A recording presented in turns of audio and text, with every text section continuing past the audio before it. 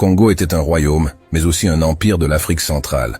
À son apogée, l'empire se situait dans ce qui est actuellement les territoires du nord de l'Angola, dont le Cabinda, du sud de la République du Congo, de l'extrémité occidentale de la RDC et du sud-ouest du Gabon.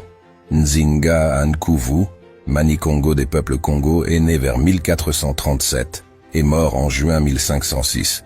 Il est baptisé le 3 mai 1491 sous le nom de Bnagala, ou Joao I du Congo, et est le premier roi du royaume du Congo ayant été converti au catholicisme avant de finalement s'y opposer et de retourner à la spiritualité Congo.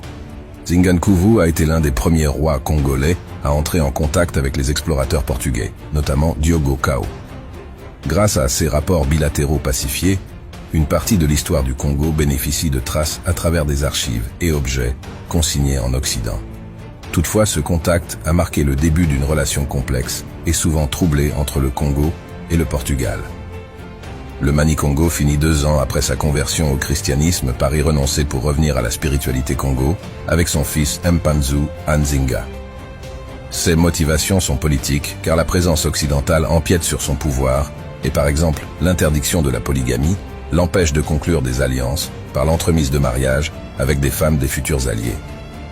En revenant à la religion Congo, il se heurte aussi à la reine-mère baptisée sous le nom de Léonore et de son autre fils Nsinga à Mwemba, restés fidèles au catholicisme. Cette opposition aboutira à la guerre civile dès la disparition de Nzinga-Nkuvu en juin 1506.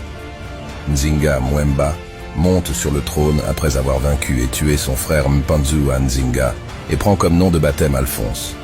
On peut présenter le règne de Nzinga-Nkuvu comme de l'expression paradoxale de la confrontation vécue par les dirigeants africains entre le vœu de se moderniser grâce aux concours extérieurs, tout en conservant l'identité nationale et les appétits malsains des nouveaux venus. Nzinga-Nkuvu a joué un rôle significatif dans l'histoire du Congo, en particulier en ce qui concerne les débuts de l'influence européenne.